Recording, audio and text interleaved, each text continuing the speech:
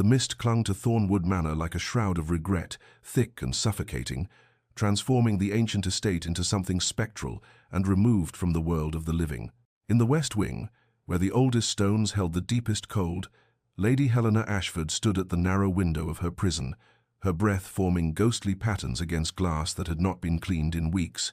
Perhaps months she had lost count of such things. The room that held her was grand in its architecture, a testament to the Blackwell family's centuries of power, yet its grandeur had become a mockery.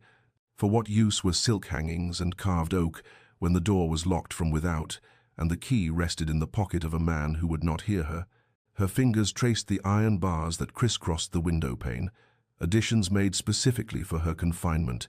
and she felt the familiar war within her chest, that terrible battle between the defiance that kept her spine straight and the wounded heart that still, despite everything, remembered what it had felt to be loved by him. 3 months she had been here,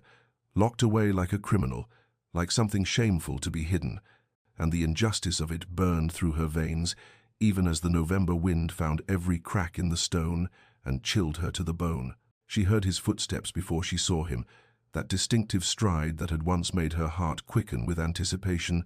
but now filled her with a complex mixture of longing and fury. The key turned in the lock with a sound like judgment,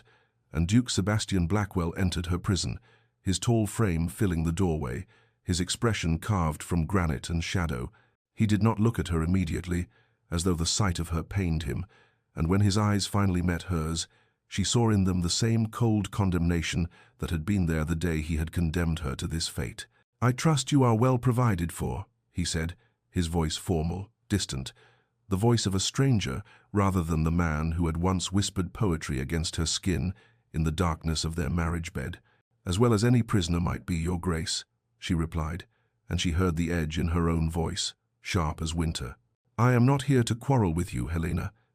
Her name on his lips was still a caress, despite his efforts at coldness. "Then why are you here at all?" She moved toward him, her grey silk dress whispering against the floor, her dark hair unbound because there was no one to help her dress it properly, no one but the frightened maid who brought her meals and scurried away as though imprisonment might be contagious. "To ensure you understand the terms of your confinement remain unchanged until you confess your betrayal." The words were stones between them. "I have nothing to confess," she said, and her voice broke on the last word despite her determination to remain strong. "Because I have done nothing wrong, and you know it, Sebastian. In your heart you must know it." For a moment, just a moment, something flickered in his eyes, something that might have been doubt or pain or the ghost of the love they had shared, but then his jaw tightened and the wall between them rebuilt itself. "The letters are lies," she interrupted, stepping closer still, close enough to smell the scent of him, sandalwood and something darker, something that spoke of sleepless nights and torment. "Someone has deceived you, deceived us both, and you are too proud, too consumed by your wounded pride to see the truth." He turned away from her then, his shoulders rigid beneath the fine wool of his coat, and when he spoke again his voice was barely audible. "I will not be made a fool, Helena." "Then you make yourself one," she whispered to his retreating back, and the sound of the key turning in the lock again was like the closing of a tomb, leaving her alone once more with the mist and the cold and the terrible secret growing within her body, a secret she had tried twice to tell him and twice been refused the opportunity, a secret that would change everything if only he would listen, if only he would see her as something more than the betrayer his pride had convinced him she must be. The marriage had been arranged in desperation, a transaction dressed in the language of duty and honor, though both parties understood the truth beneath the silk and ceremony. Helena's father, the Earl of Ashford, had gambled away his fortune with the same reckless abandon that had characterized his entire life, leaving his family teetering on the precipice of complete ruin, their estate mortgaged beyond redemption, their name about to be dragged through the scandal sheets that fed London's appetite for fallen aristocracy. The Duke of Blackwell, Sebastian, had been recently returned from the continent, a man of 30 years, with a reputation for coldness and an empire of wealth that seemed to have no bottom, and when the marriage broker had suggested the match, Helena had known with a sinking certainty that she was to be sold like a painting or a horse, her value measured not in herself but in what her family name, however tarnished, might add to his consequence. She had expected coldness, had steeled herself for a union of convenience and nothing more, but Sebastian had surprised her, on their wedding night, with a tenderness that spoke of depths she had not anticipated, and in the weeks that followed, something remarkable had bloomed between them, something that felt dangerously like love. He had been attentive, thoughtful, bringing her flowers from the hothouse and books from his library, sitting with her in the evenings as she read aloud, and he pretended to review his correspondence, while really watching her with an intensity that made her breath catch. For 3 months, she had been happy, genuinely happy, believing that perhaps arranged marriages could transform into something real and lasting, that perhaps she had been blessed by fortune after all. Then had come the morning when she found him in his study, his face white with fury. 3 letters spread across his desk like evidence at a trial, letters written in her hand, or what appeared to be her hand, addressed to Lord Edmund Rothwell, a young baron of questionable reputation, with whom she had danced twice at a ball before her marriage. The words in those letters had been incriminating beyond measure, speaking of passionate encounters, of love that defied the bounds of her marriage vows, plans to flee together once sufficient time had passed to avoid immediate suspicion. She had stared at them in horror and disbelief, recognizing the shape of her writing but knowing with absolute certainty that she had never written such words, had never even thought them, had never given Lord Rothwell more than the polite attention one gave to any dance partner. Her protests had fallen on ears deafened by wounded pride and what Sebastian perceived as irrefutable proof of her betrayal, and when she had reached for him, he had stepped back as though her touch might contaminate him. "I could divorce you," he had said, his voice shaking with barely controlled rage. "I could expose you to all of society, destroy what remains of your family's name, but I will not give them the satisfaction of such scandal, nor will I release you to go to him." The sentence he had pronounced instead was this prison, this locked room in the West Wing, in this living death where she remained his wife in name but nothing more, where she could contemplate her supposed sins in isolation while he nursed his wounds in the cold comfort of his righteous anger. She had begged him to investigate the letters, to question how they had come to be in his possession, to consider that she might be telling the truth, but his pride, that terrible Blackwell pride that ran through his veins like iron, would not permit him to doubt the evidence before his eyes, would not allow him to consider that he might have been deceived by someone else, and so here she remained, innocent and condemned, loving and hated, carrying secrets in her body that he refused to hear. The weeks passed with the relentless quality of water wearing away stone, each day bleeding into the next, until Helena could no longer be certain how long she had been confined in this beautiful prison, whether it had been 6 weeks or 8, or some endless stretch of time that defied measurement. The servants who attended her did so with pitying eyes that spoke volumes about what they thought of the Duke's treatment of his wife, particularly young Mary, who brought her breakfast each morning and lingered longer than strictly necessary, as though human company might be sustenance as vital as the food on the tray. It was Mary who first noticed the changes in Helena's body, the way she had taken to avoiding certain foods that had once been favorites, the pallor that came over her face in the mornings, the subtle rounding of her belly that no corset could entirely disguise, and when the maid had asked with gentle hesitation if her grace might be with child, Helena had felt the truth of it settle over her like a weight both wonderful and terrifying. She had known, of course, on some level she had known for weeks, had felt the changes in her body, the tenderness in her breasts, the strange fluttering sensations that came and went, like whispers of the life growing within her, but hearing it spoken aloud had made it real in a way that sent her to her knees beside the bed, her hands pressed against her still flat stomach, tears streaming down her face as she contemplated the impossible situation in which she found herself. The physician, when Mary smuggled him in through the servants' entrance one grey afternoon, while the Duke was away on business, had confirmed what Helena already knew in her heart,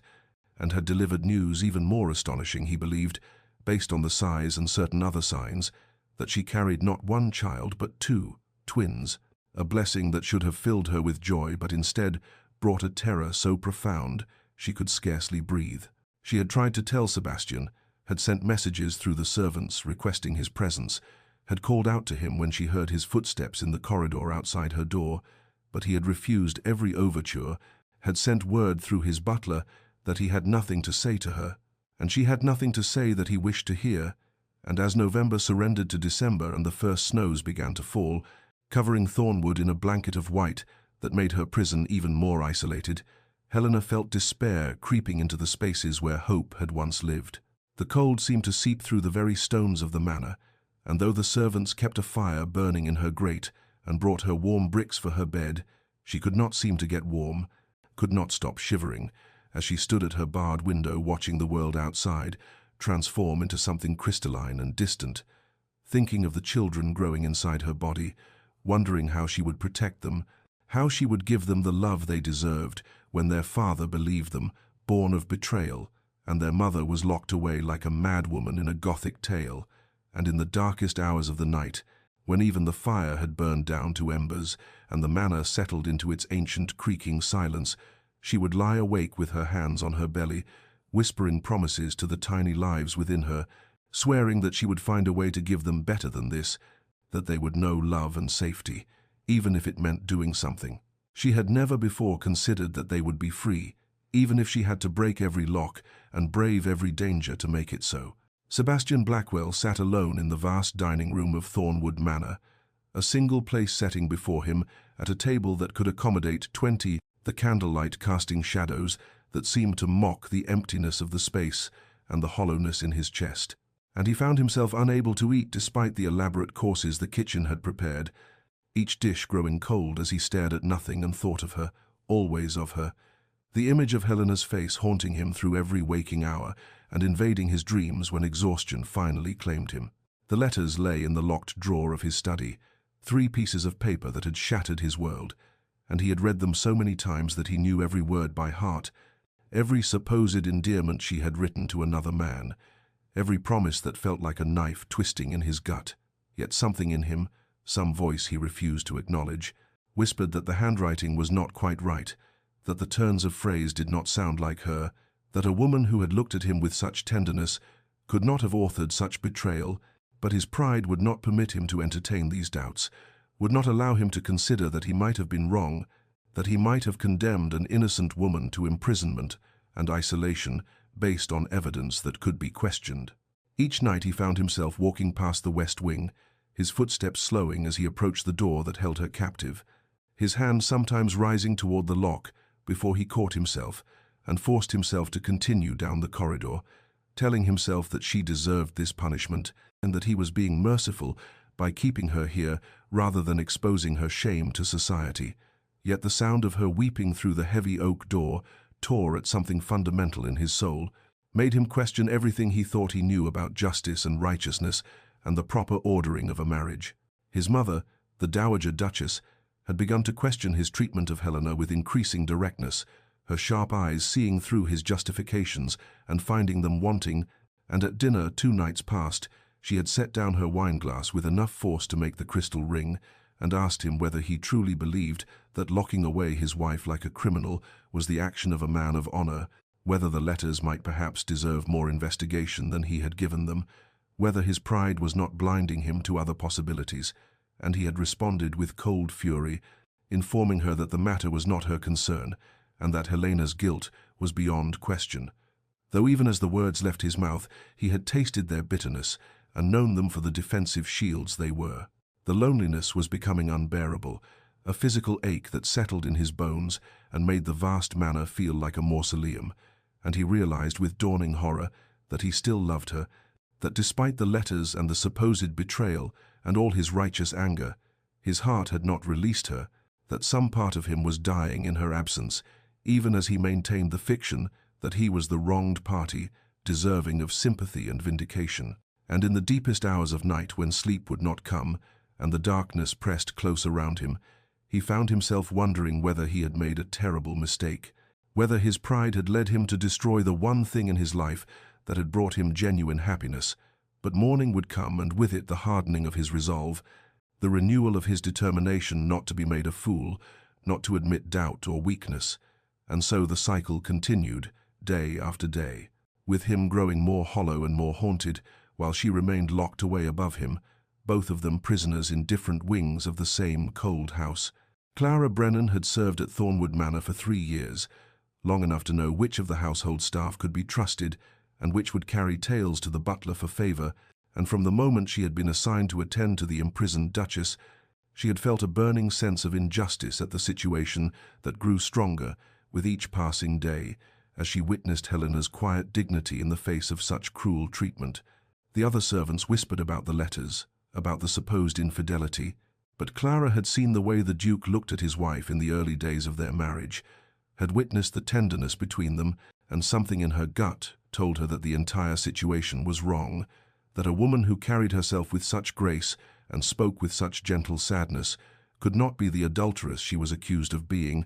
and so Clara began to bring extra portions at meals, slipping sweet biscuits into her apron pocket from the kitchen, staying longer than necessary to brush Helena's hair or tidy the room, offering the companionship that might make the isolation slightly more bearable. It was during one of these extended visits, as December frost painted patterns on the windows, and Clara was helping Helena into a fresh nightgown, that she noticed the subtle changes in her Grace's figure, the way the fabric pulled differently across her belly, and the fullness in her breasts, and when their eyes met, Clara saw the truth written plainly in Helena's expression before a single word was spoken, saw the fear and wonder and desperate need for an ally, and she had immediately drawn the younger woman into an embrace and whispered that whatever was needed, she would help,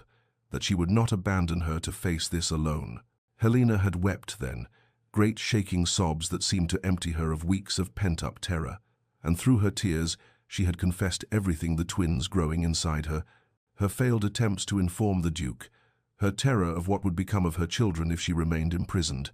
her growing conviction that she would need to escape if she hoped to give them any kind of life, and Clara had listened with a heart that broke and mended and hardened into determination all at once, and she had made a promise that would change both their fates, that she would help Helena get away from Thornwood, that she would gather what was needed for such an undertaking, that she would risk her position and perhaps more to see justice done. The planning began in whispers and stolen moments, Clara using her connections below stairs to slowly accumulate the things Helena would need. Coins pilfered a few at a time from the household funds she helped manage, warm clothing suitable for travel that might go unnoticed from the storage rooms, information about the guards' schedules and the weak points in the manor's defenses, the location of a hidden passage in the west wing that had been used by servants for generations and might provide an escape route if properly timed. She recruited carefully, speaking only to those she trusted absolutely, finding allies in Thomas the stablemaster, who had served Helena's family before her marriage and still felt loyalty to her house, in Mrs. Pemberton, the head cook, who had grandchildren of her own and could not stomach the thought of babies being born in captivity, in young James, the footman who had lost his own sister to a cruel husband and saw in Helena's plight an echo of that tragedy, and together they began to weave a network of support that would make the impossible merely extraordinarily difficult, gathering resources and information while maintaining absolute secrecy, knowing that discovery would mean dismissal at best and criminal charges at worst, yet none of them wavered, bound together by the shared conviction that what was being done to the Duchess was unconscionable and that they had a moral duty to help her, even if it meant defying the master of the house and risking everything they had built in service to Thornwood Manor. Helena's strength had been waning for days, the pregnancy taking its toll on a body already weakened by weeks of captivity and the emotional devastation of her circumstances, and when she woke one morning unable to rise from her bed, her limbs trembling and her vision swimming with dark spots,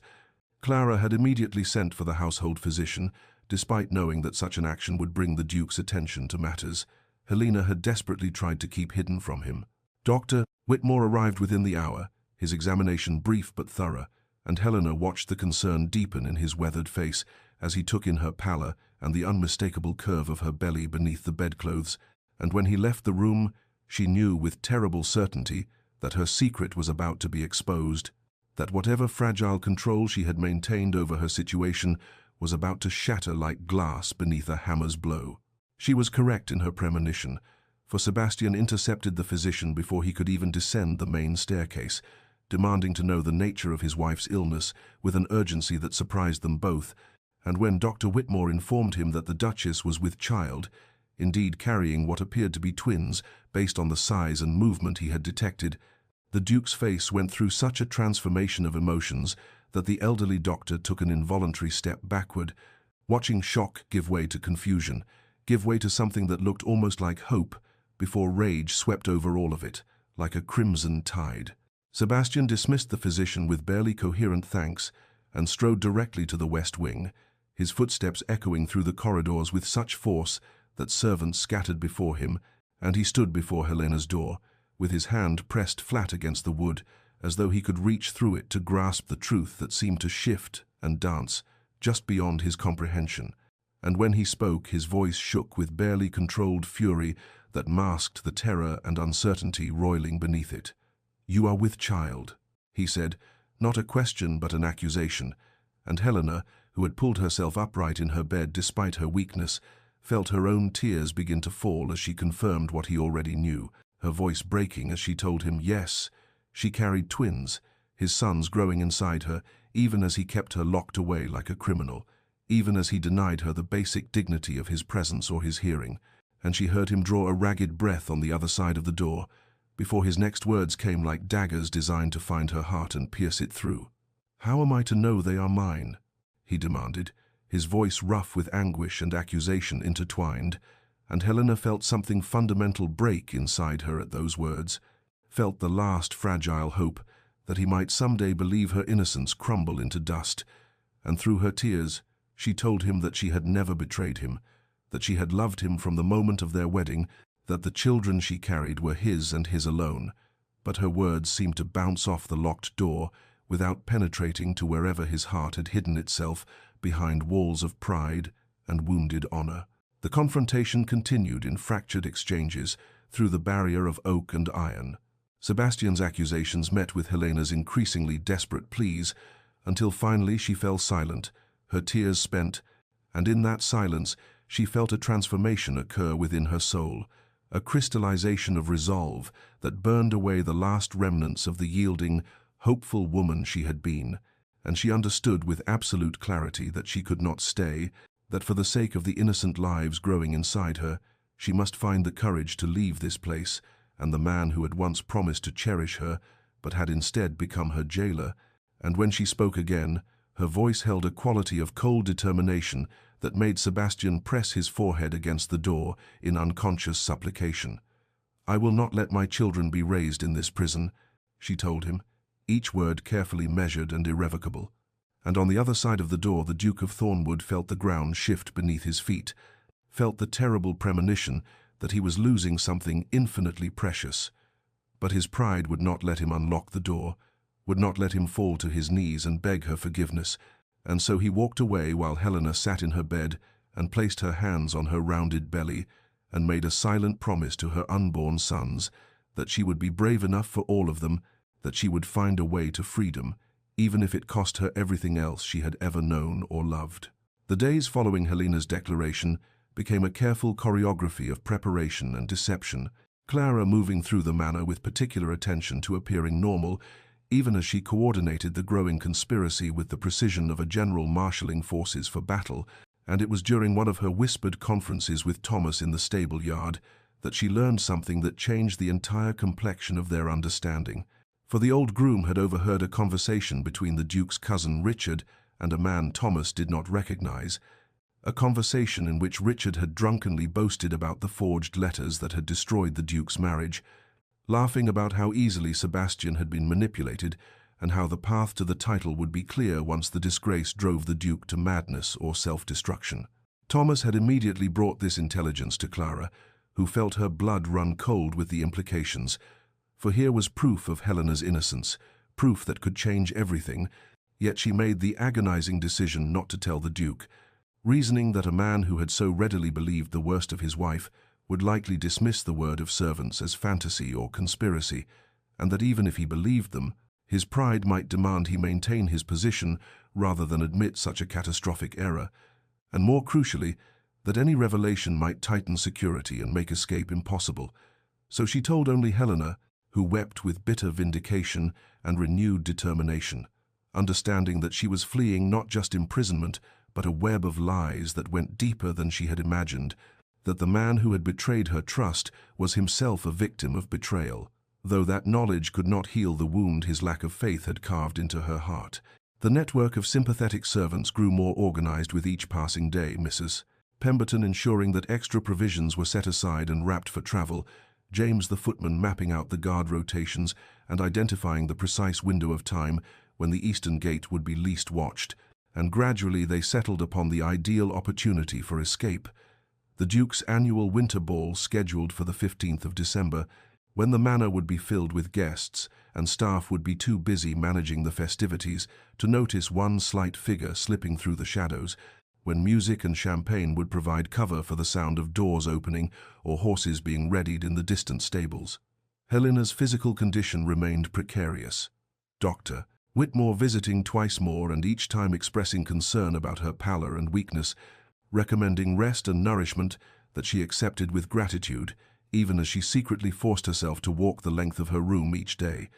building what strength she could for the ordeal ahead, knowing that she would need every ounce of endurance to survive a winter journey while heavily pregnant with twins. Yet her determination never wavered, for she would press her hands to her belly and feel the flutter of movement there, and know that she would crawl through snow and darkness if necessary to give these innocent souls a chance at life beyond these walls. The ball drew closer, preparations consuming the household's attention, and on the night before, Clara brought Helena the traveling cloak and sturdy boots they had hidden, the small purse of coins that represented Thomas's life savings offered freely, and a detailed plan of their route through the servant passages to the stables where a horse would be waiting. And as Helena listened to these final arrangements, she felt fear and hope war within her chest,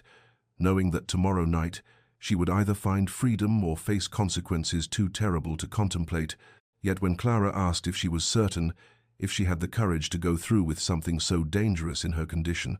Helena met her eyes with a gaze that held all the fierce protectiveness of impending motherhood, and said yes, that she had never been more certain of anything, that she would escape Thornwood Manor or die trying, for she would not let her sons be born in a prison built of lies and wounded pride. The night of the ball arrived cloaked in winter darkness, frost etching delicate patterns on the windows of Thornwood Manor, while inside the great halls blazed with candlelight and echoed with the strains of the orchestra,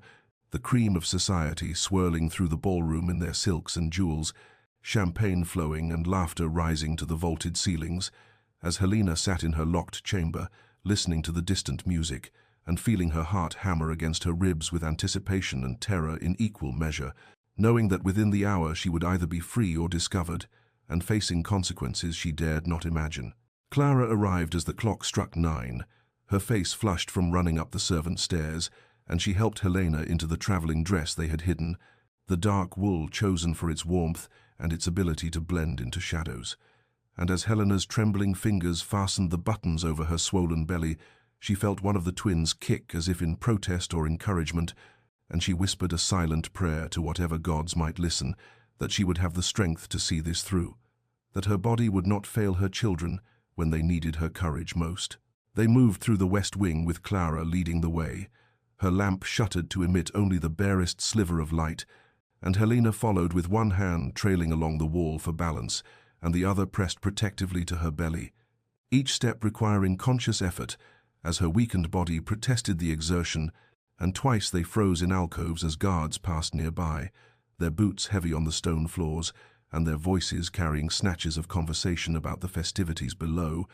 and Helena held her breath until the darkness swam before her eyes, certain that her thundering heartbeat must be audible to anyone within a dozen yards. The servant passages were narrow and steep, designed for staff to move unseen through the manor's infrastructure, and Helena had to stop 3 times to rest, her breathing labored and sweat beading on her forehead despite the December cold, while Clara whispered encouragement and promises that they were nearly there, nearly to freedom, and when they finally emerged into the winter night through a door hidden behind the kitchen gardens,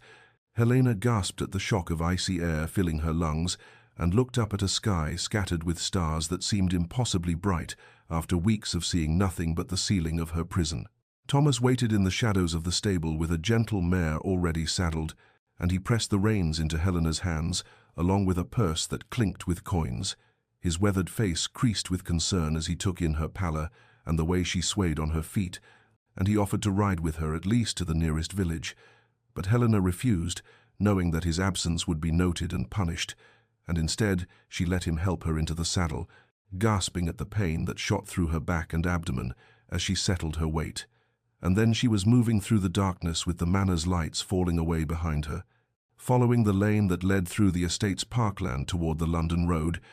and every stride of the horse sent jolts of discomfort through her body. But she did not slow, could not slow, driven by the knowledge that discovery could come at any moment, and that her only chance lay in putting as much distance as possible between herself and Thornwood before dawn revealed her absence. The night stretched endlessly, marked by the rhythm of hoofbeats and her own labored breathing, the cold seeping through her cloak and making her muscles clench and tremble, and twice she had to stop to retch at the roadside, her body rebelling against the punishment she was forcing upon it. But each time she climbed back into the saddle and pressed onward, thinking of her sons, imagining them safe and free and growing up in sunshine rather than shadow. And when the first grey light of dawn began to pale the eastern sky, she saw the blessed sight of the coaching inn rising from the morning mist, its windows glowing with warmth and promise, and she slid from the horse more than dismounted, her legs nearly buckling as her feet touched the ground, and stumbled toward the door, knowing that she had done it. She had escaped, though the hardest part of her journey was yet to come. The journey to Willowmere took 3 days that felt like an eternity, Helena travelling by public coach because she dared not draw attention by hiring a private conveyance, enduring the jarring roads and the curious glances of fellow passengers who noted her condition and her obvious distress with varying degrees of sympathy and suspicion, and each mile was purchased with pain as her body protested the constant motion, and her twins seemed to sense her distress, their movements more agitated than usual, pressing against her ribs and making it difficult to breathe. Yet she never once considered turning back, for every rotation of the wheels carried her farther from Thornwood's shadow and closer to the one person in the world she trusted absolutely. Lady Margaret Sutton, who had been her dearest friend since childhood, the sister of her heart if not her blood. She had written no letter of warning, fearing interception, and so when the coach finally deposited her at the gates of Willowmere on a grey December afternoon, with snow beginning to fall in lazy spirals from a leaden sky, she simply walked up the drive on trembling legs, her cloak pulled tight against the cold, and her small bag clutched in one hand, and when the butler opened the door and recognized her, his eyes widened with shock, before professional training reasserted itself, and he ushered her into the warmth of the entrance hall, sending a footman running to fetch Lady Margaret, who appeared moments later in a flutter of muslin and ribbons, her pretty face transforming from curiosity to horror to fierce protectiveness in the space of a heartbeat as she took in Helena's haggard appearance and obvious pregnancy. Margaret asked no questions in that first moment, simply gathered Helena into her arms with a fierceness that spoke of years of friendship and loyalty, and Helena felt something break inside her chest, all the fear and pain and desperate courage that had sustained her through escape and flight, suddenly giving way to exhaustion so profound it seemed to pull her down like a stone sinking into dark water,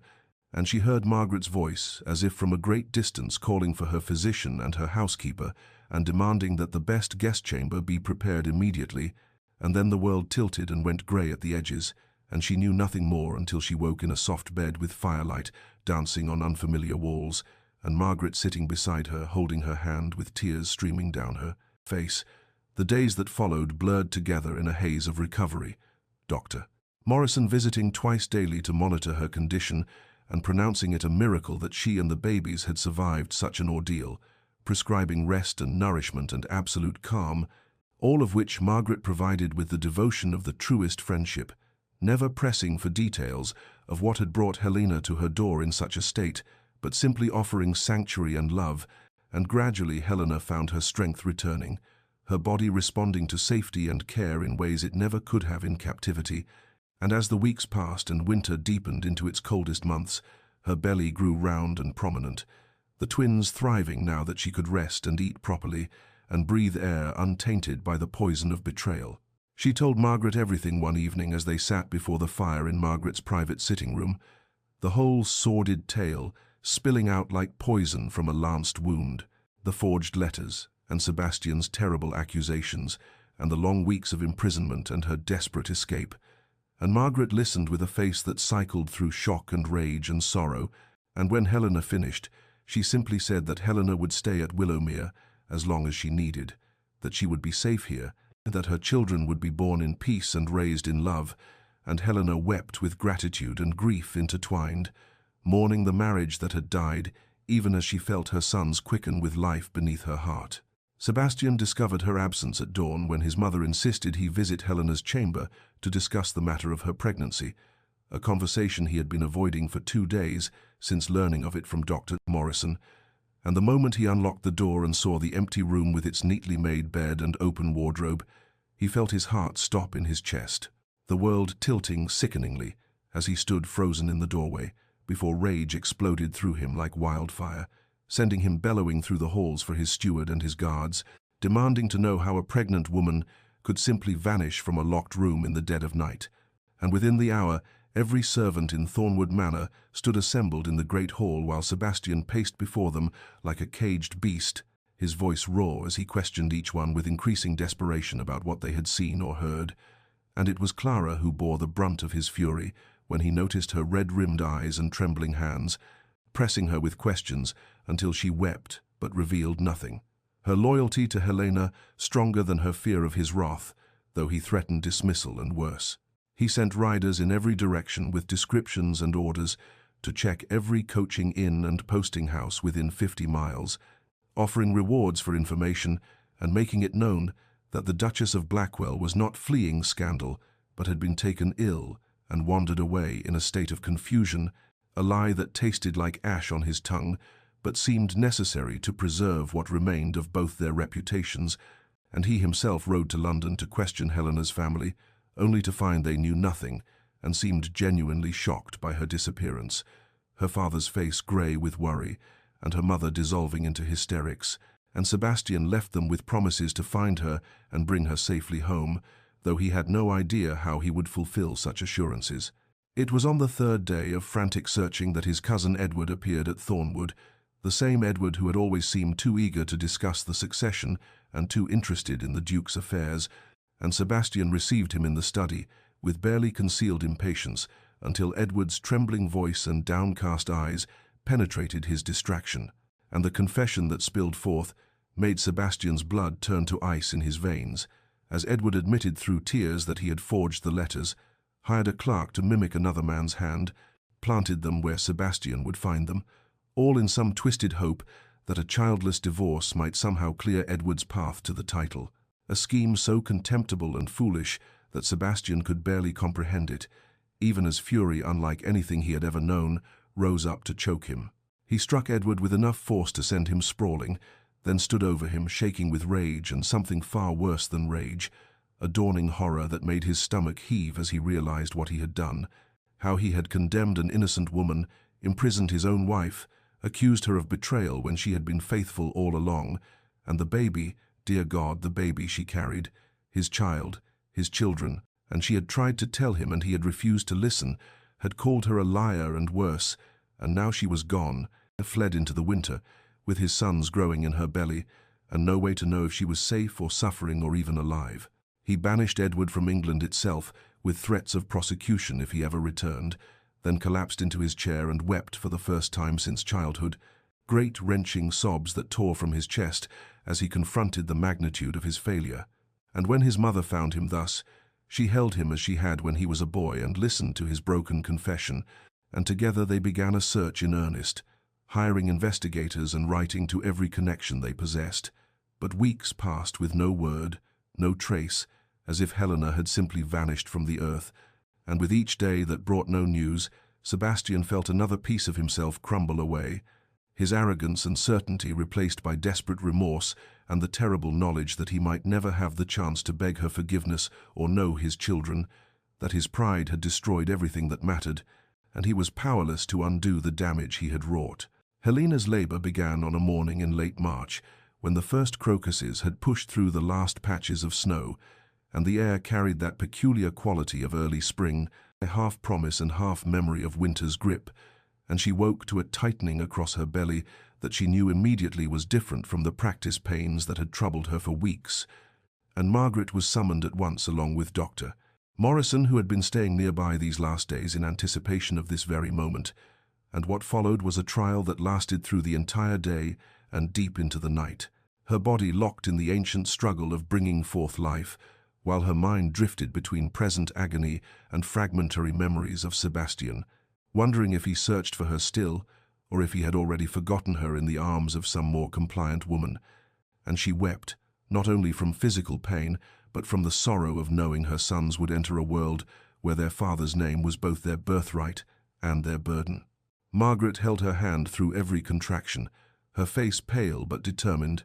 whispering encouragements and pressing cool cloths to Helena's burning forehead. And Dr. Morrison worked with the steady competence of long experience, though his expression grew increasingly grave as the hours wore on and Helena's strength began to flag. And it was near midnight when the first child finally emerged with a cry that seemed to pierce straight through to Helena's soul, a sound of pure life and indignation that made her laugh even through her tears, and the physician announced a healthy boy with dark hair like his father's,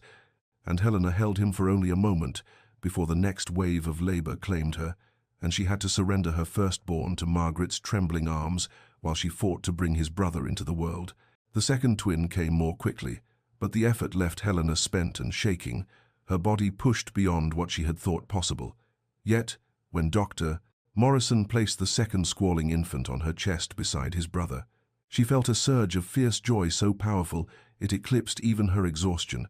and she looked down at the two perfect beings she had created, their tiny fists waving and their faces red with the outrage of birth. And she whispered to them that she would protect them always, that they would know love even if they never knew their father, that she would be enough for them somehow, though she had no idea how to make such a promise true. She named them in the quiet hours before dawn, as they nursed at her breast with that instinctive hunger that needed no teaching, calling the elder Alexander for strength and the younger Theodore for the divine gift they represented. Names she chose without consulting anyone because they were hers alone to name, and their father, having forfeited that right when he locked her away and refused to believe her truth. And yet even as she made this decision, she felt the phantom weight of Sebastian's absence like a missing limb, wondering what he would have chosen, whether he would have been gentle with these fragile new lives, or as harsh as he had been with her. The weeks that followed brought a transformation Helena had not anticipated, her body slowly recovering while her heart opened in ways she had not known possible. The love she felt for her sons vast and uncomplicated, and pure in a way that her love for Sebastian had never been. And she found herself smiling again for the first time since her wedding day, real smiles that came unbidden when Theodore made a funny face or Alexander gripped her finger with surprising strength, and Margaret delighted in her role as honorary aunt, helping with late-night feedings and morning walks in the garden when the weather permitted, and together they created a small, peaceful world at Willowmere, where Helena began to believe she might actually build a life, might raise these boys to be good men who would never doubt a woman's word or confuse love with possession. And as spring deepened into summer, and her sons grew round and healthy, she made a conscious choice to stop waiting for Sebastian to find her, to stop hoping he would arrive with apologies and explanations, instead pouring all her energy into the present moment and the two small lives that depended on her completely, deciding that this would be enough, that she would make it enough, even as some traitorous part of her heart continued to ache for the man who had betrayed her trust so thoroughly that forgiveness seemed an impossibility she would never have to confront. The months that followed Edward's confession became a crucible in which Sebastian's very nature was tested and transformed, and his wealth and position proving useless against the simple fact that Helena had vanished as completely as morning mist burned away by sun. And he threw money at the problem with increasing desperation, hiring investigators throughout England and even sending inquiries to the continent, though he had no reason to believe she would flee so far, selling off parcels of land and precious heirlooms that had been in his family for generations to fund the search, because what did any of it matter if he could not find her and beg her forgiveness, could not know if his children lived or died, could not undo the terrible wrong he had committed in his arrogance and pride. Society watched his decline with the peculiar mixture of sympathy and schadenfreude that characterized the Tun's relationship with fallen greatness. Whispers following him through ballrooms, he attended only to question guests about possible sightings, rumors spreading that the proud Duke of Blackwell had been brought low by his own cruelty, and he made no attempt to control the gossip or preserve his reputation, even going so far as to publicly admit his error at a dinner hosted by the Marquess of Winchester, his voice breaking as he confessed to the assembled company that he had wrongly accused his wife of infidelity based on forged evidence, and that she had fled while carrying his children, and he begged anyone with information to come forward, offering rewards that made the other guests exchange uncomfortable glances while his mother sat beside him with tears streaming down her face. The Duke, who had once held himself with such rigid dignity, now walked through London with shoulders bowed, as if carrying invisible weight, his face gaunt from sleepless nights and missed meals,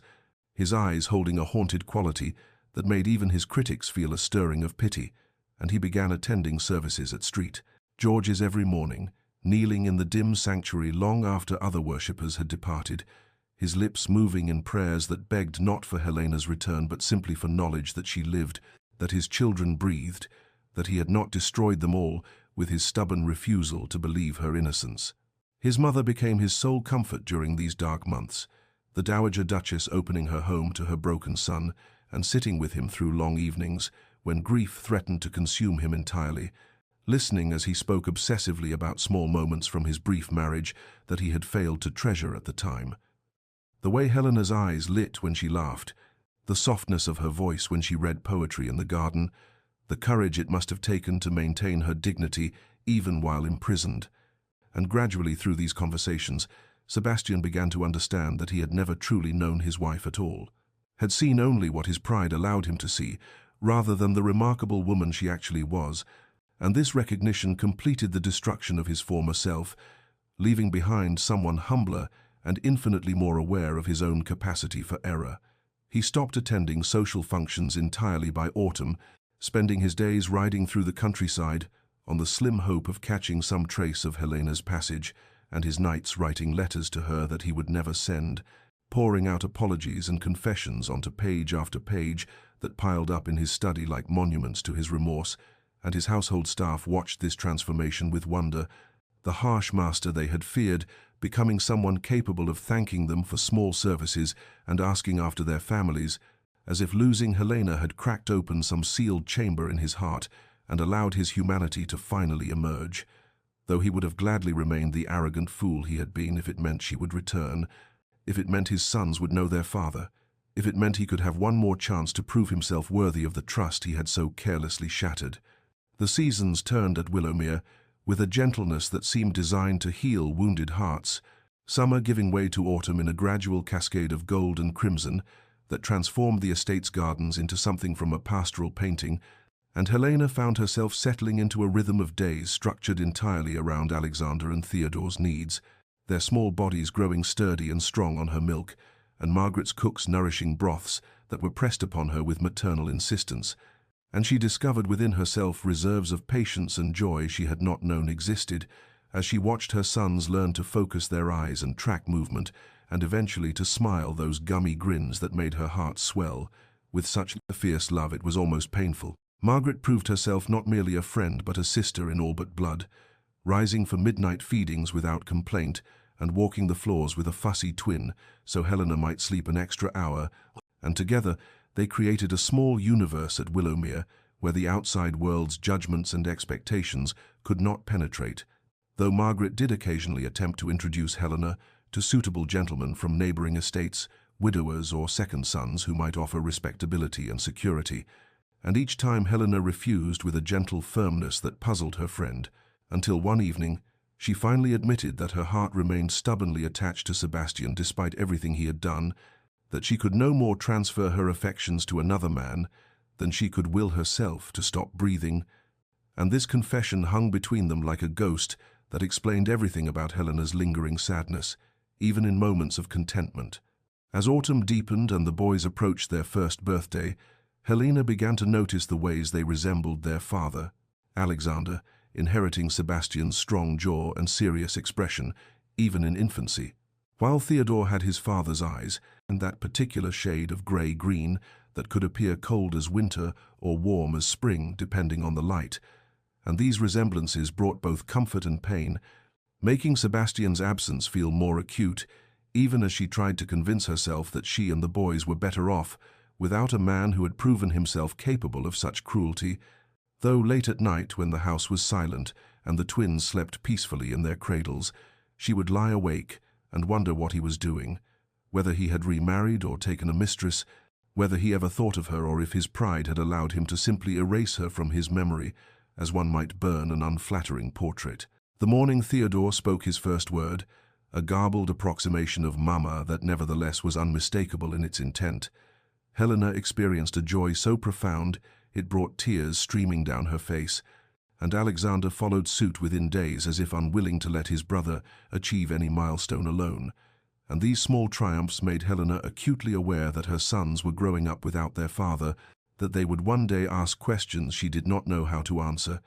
that her desire to protect herself from further pain might be denying them something essential to their identity and inheritance, and this realization grew into a certainty that settled over her like snow, cold and inevitable, the understanding that she could not hide at Willowmere forever, no matter how safe and peaceful it felt, that her sons deserved to know their father if he had truly changed, as she sometimes allowed herself to hope he might have. And with this recognition came a decision that terrified her even as she acknowledged its necessity, the knowledge that she would have to reach out, would have to risk her hard-won peace and the fragile happiness she had constructed, would have to discover whether the Duke of Blackwell had learned anything from the wreckage of their marriage, or whether he remained the same proud, suspicious man who had locked her away and refused to believe her truth. And as the first frost touched Willowmere's gardens, and the twins celebrated their first birthday with sticky fingers and delighted laughter, Helena sat down at Margaret's escritoire and began to compose a letter that would change everything once more.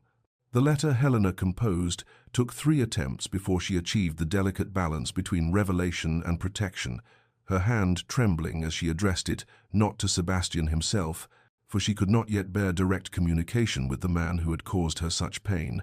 but rather to the Dowager Duchess Eleanor Blackwell, a woman Helena had known only briefly during her short marriage, but who had shown her small kindnesses that suggested a gentler nature than her son possessed. And in careful script, Helena explained that she lived safely in the countryside, under the protection of a dear friend,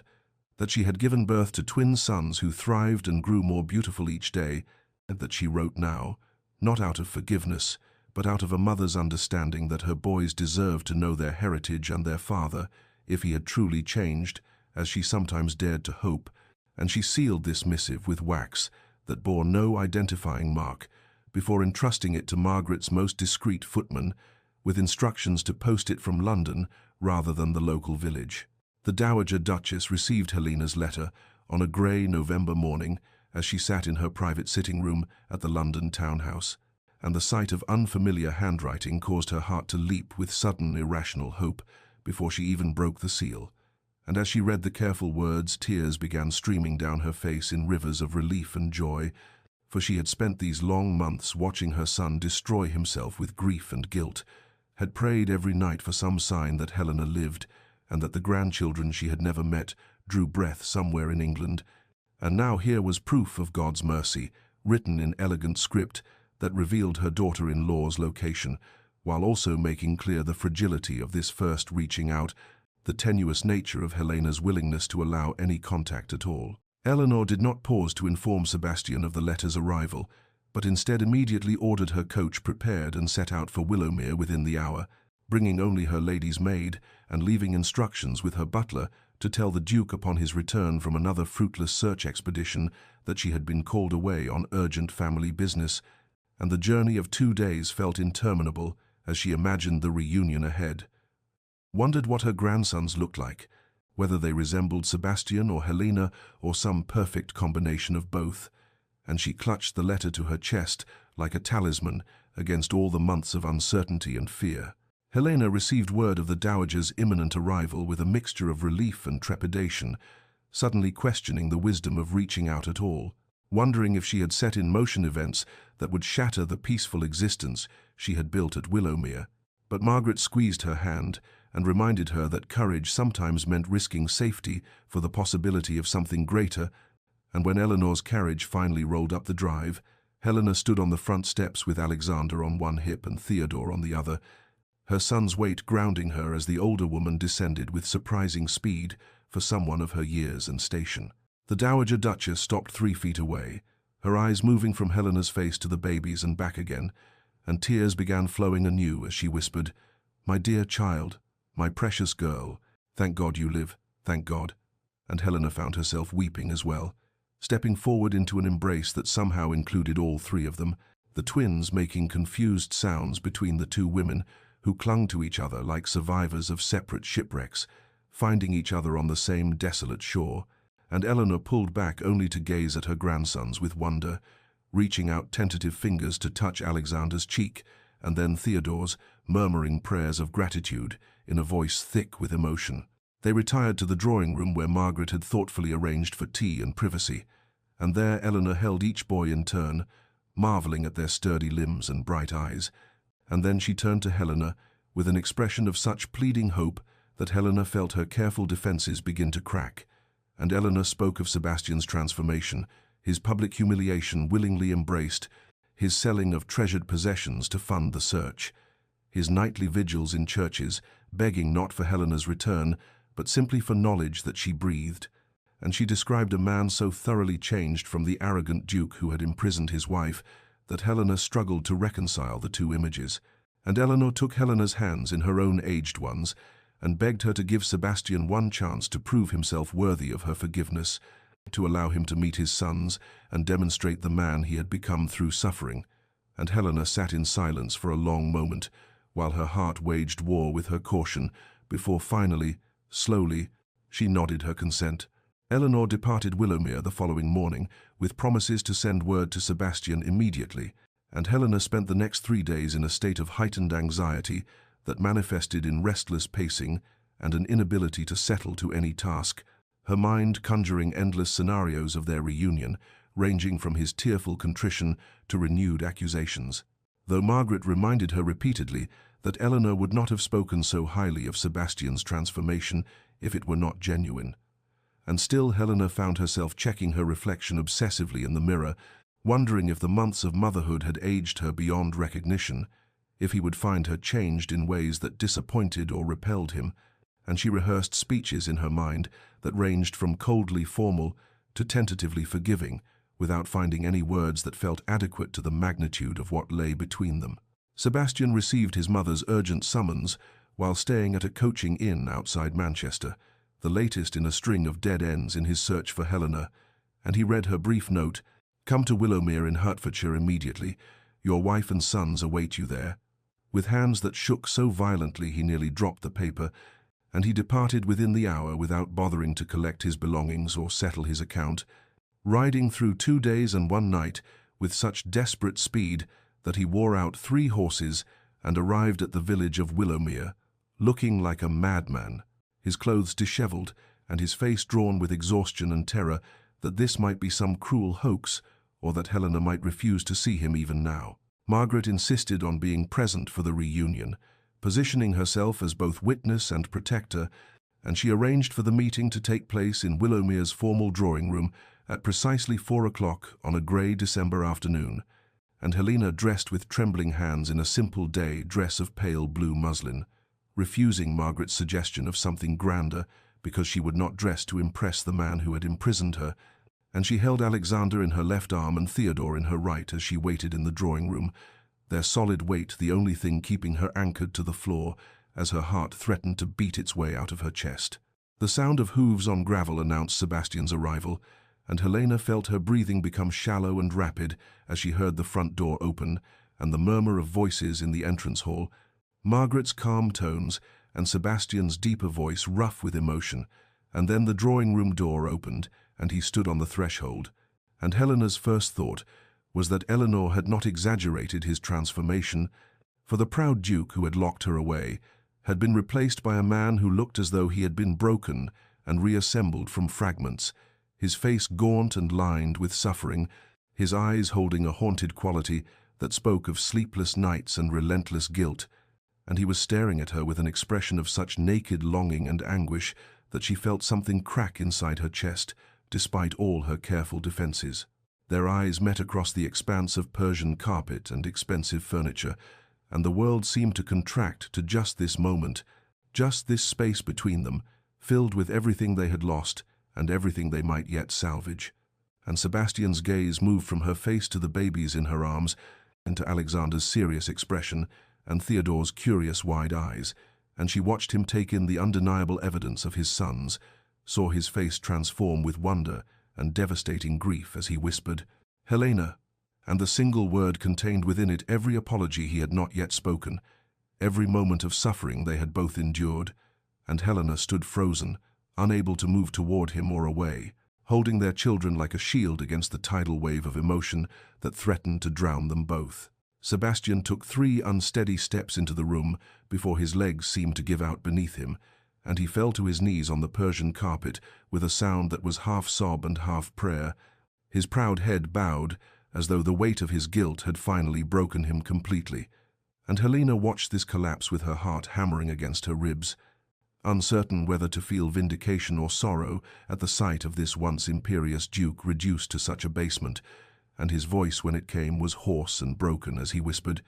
"Forgive me, God help me, Helena, forgive me," the words tumbling out in a desperate torrent that seemed to bypass all the careful speeches he must have prepared during his frantic journey. And she stood frozen in place, holding their sons as Sebastian raised his head to look at her with eyes that were red-rimmed and swimming with tears, and he continued, "I destroyed everything, destroyed you and destroyed us, and I have no right to ask anything of you, no right even to breathe the same air.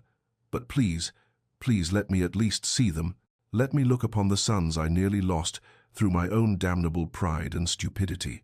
And Helena felt her own tears begin to fall, though she had sworn to herself she would remain composed, would not give him the satisfaction of seeing how deeply he could still affect her. Margaret moved from her position by the window to gently take Theodore from Helena's right arm, understanding without words that Helena needed her hands free for whatever came next,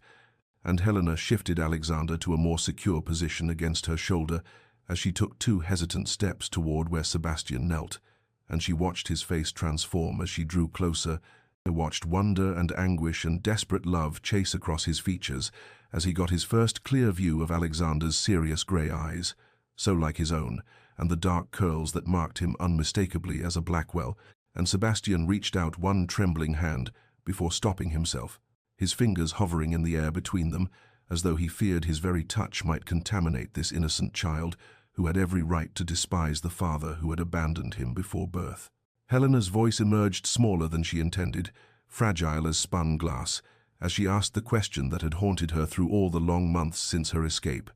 "The letters, Sebastian.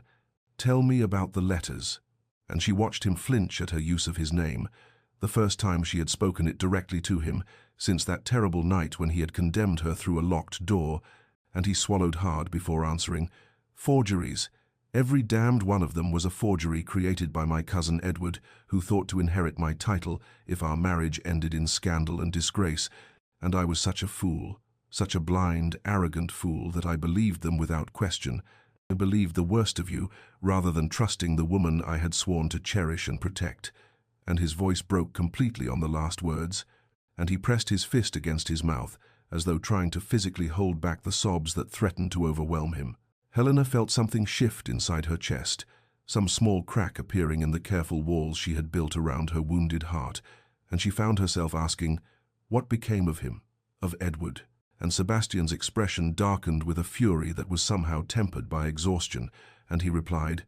"Banished from England with nothing but the clothes on his back and enough coin to reach America, though I wanted to challenge him to a duel, wanted to make him suffer as you suffered. But my mother convinced me that you would not want more bloodshed on your account, that revenge would not undo the harm already done." And he looked up at her with such raw vulnerability that she had to look away, had to focus on Alexander's small hand clutching at her dress, and Sebastian continued in a whisper, "I sold the Blackwell emeralds, the ones that have been in my family for 6 generations, sold them to fund the search for you, and I would have sold everything, the estate itself, my very title, if it meant finding you and begging your forgiveness, even if you could never grant it." And Helena's tears fell faster now, dropping onto Alexander's dark curls as Margaret quietly brought Theodore closer so that Sebastian could see both of his sons, and he gazed at them with an expression of such profound love and devastating regret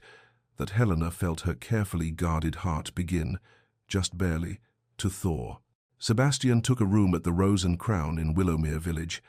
refusing Margaret's offer of guest quarters at the estate because he understood without being told that Helena needed the security of knowing he could not simply appear in her chambers unannounced, that she required the power to control when and how often she saw him. And so he arrived each morning at precisely 10 o'clock and departed each evening at 6, establishing a rhythm that was both torturous in its restraint and necessary for the delicate work of rebuilding what his pride had shattered. And Helena watched from the morning room window each day as his carriage approached, her heart performing that same confusing dance between anticipation and trepidation, between the memory of the man who had imprisoned her and the evidence of transformation she witnessed in these careful, patient visits. The first days were awkward beyond measure, filled with stilted conversations in Margaret's drawing room, where they discussed safe topics like the weather and the twins' sleeping habits, while avoiding the chasm of pain that yawned between them. But gradually, Sebastian began to relax into a role Helena had never seen him occupy, that of devoted father, and she watched with something like wonder as he knelt on the nursery floor to stack wooden blocks for Alexander's serious inspection. As he walked the length of the gallery with Theodore balanced against his shoulder, singing off-key lullabies that made the baby gurgle with delight, and these moments of pure paternal joy seemed to crack something open in Sebastian's carefully maintained composure,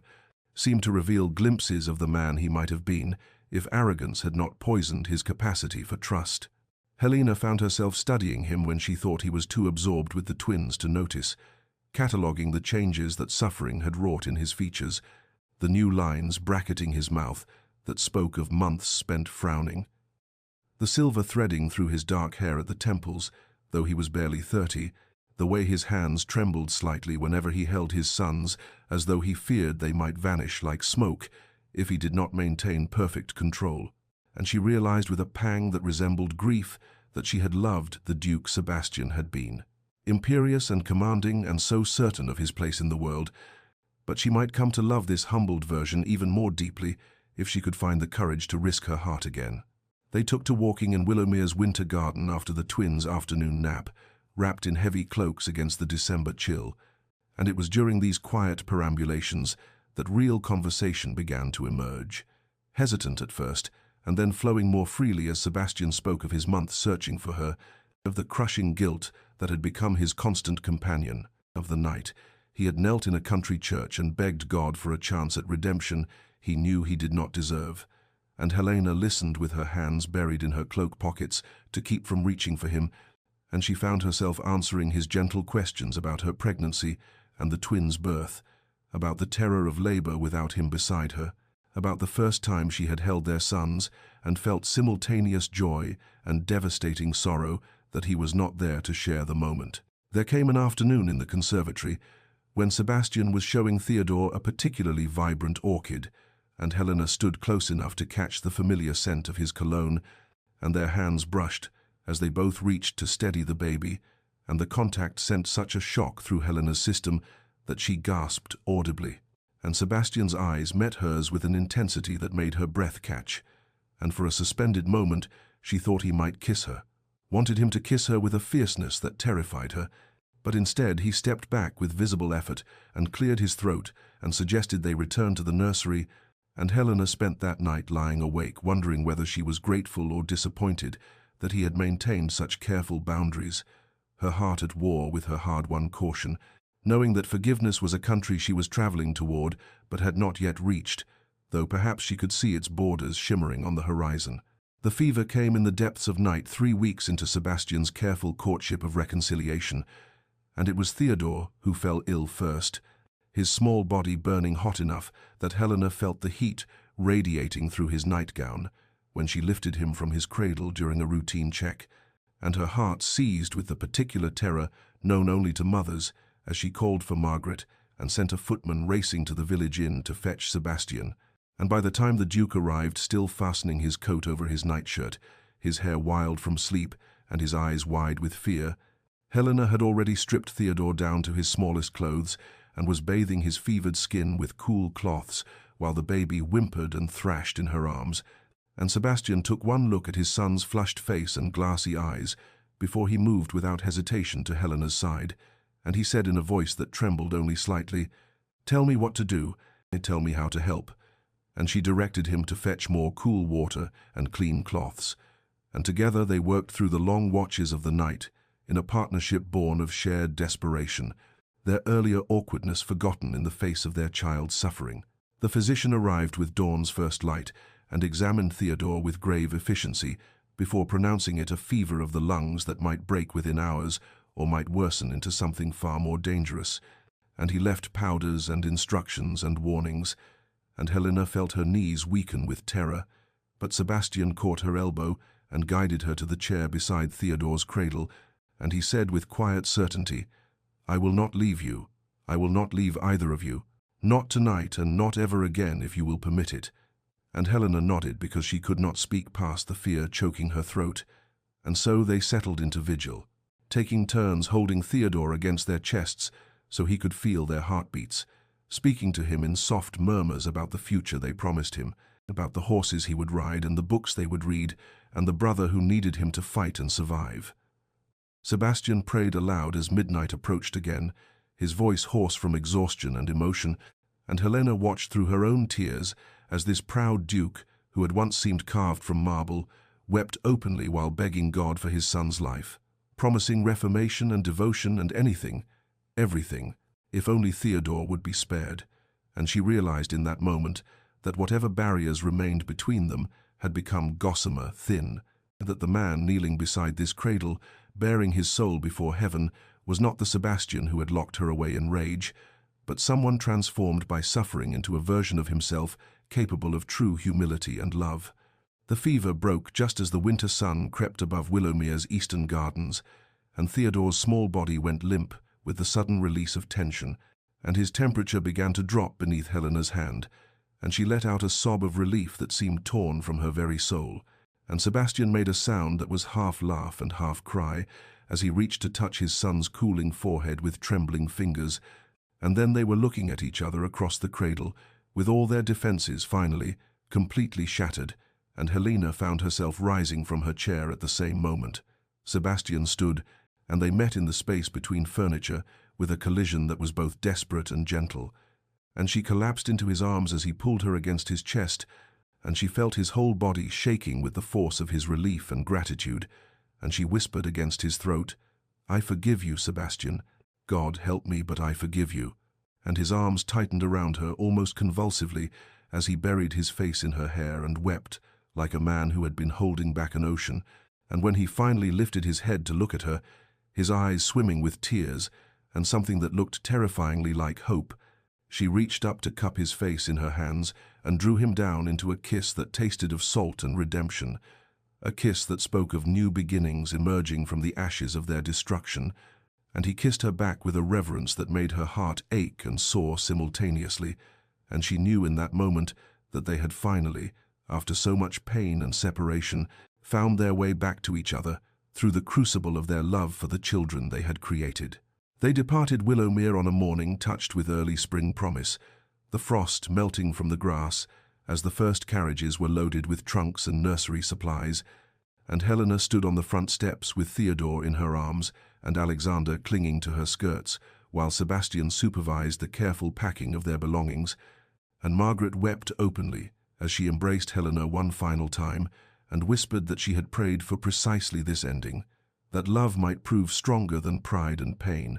And the journey to Thornwood took 2 days, because they traveled slowly to accommodate the twins' needs for frequent stops and feedings, and Helena found herself watching the familiar countryside roll past the carriage windows with a complicated mixture of emotions, remembering her desperate flight along these same roads carrying unborn children and terror in equal measure.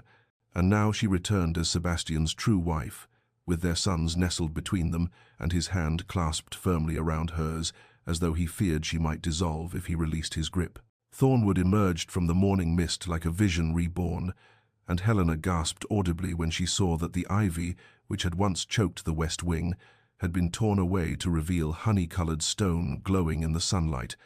and the windows she remembered as dark and shuttered now stood open with lace curtains billowing in the breeze,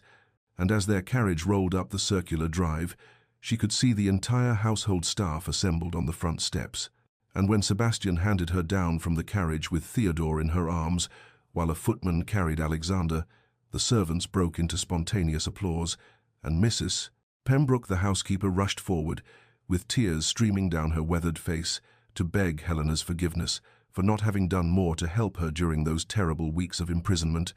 and Helena embraced the older woman and assured her that the past was forgiven, that they were building something new from the ashes of what had been destroyed. Sebastian led her through rooms transformed by love and intention, showing her the nursery he had designed himself with 2 cribs carved from oak and painted with scenes of horses and gardens, and a schoolroom already stocked with books and globes and everything 2 growing boys might need for their education. And then he brought her to the West Wing, where she had once been confined, and she steeled herself for the rush of terrible memories.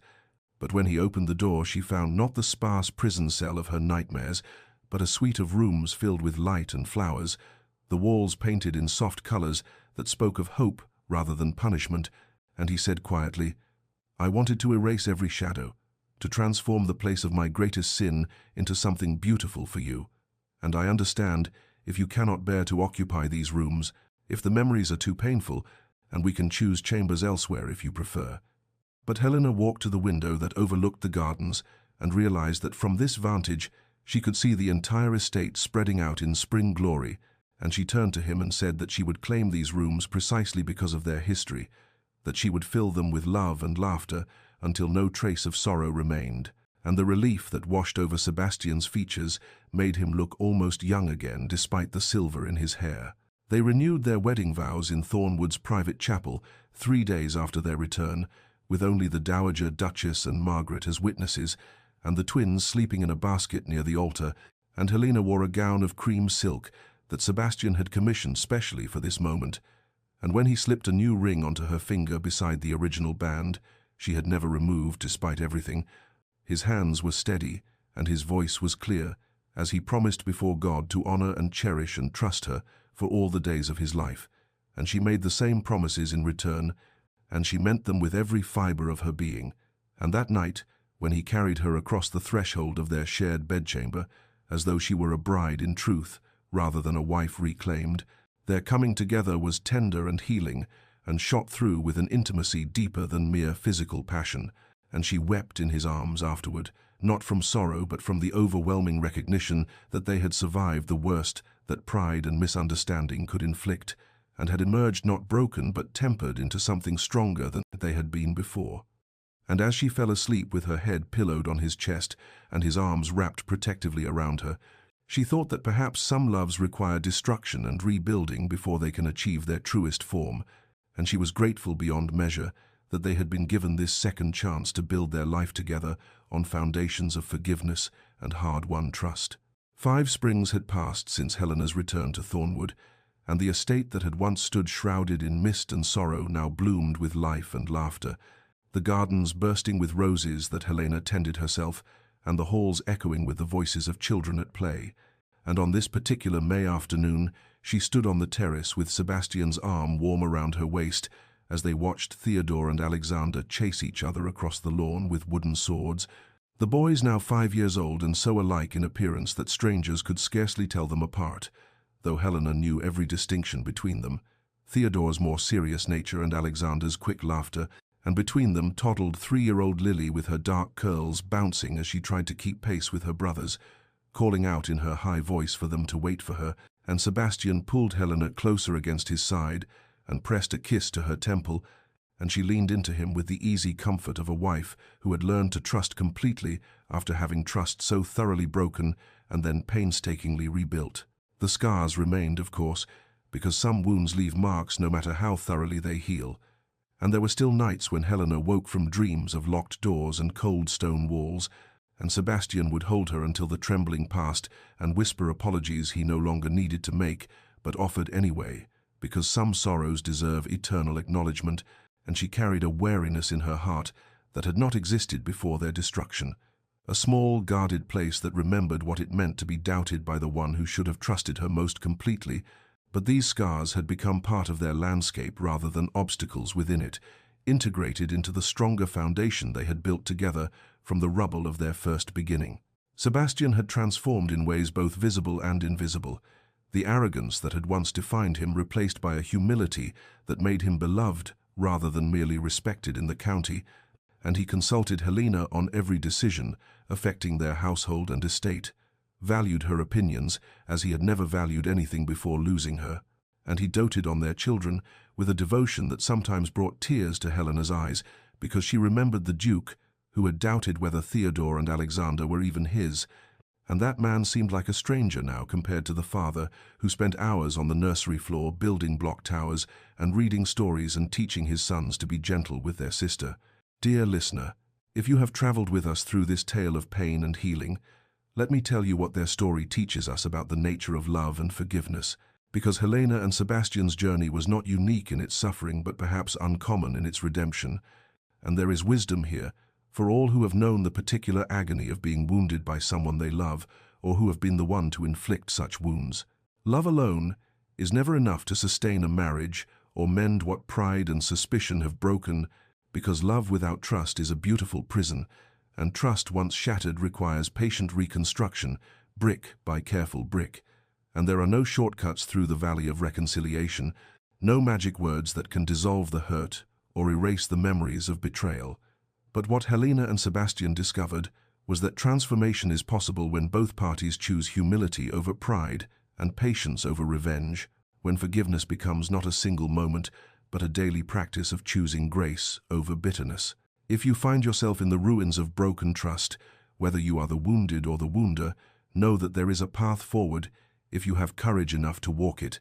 that some loves deserve a second chance when genuine change and genuine remorse create new ground for growth. But know too that forgiveness does not require you to forget or to return to those who refuse transformation, that protecting your heart is not the same as hardening it, and that sometimes the bravest thing is to leave as Helena did, and sometimes the bravest thing is to return as she did when Sebastian proved himself worthy of that terrible gift.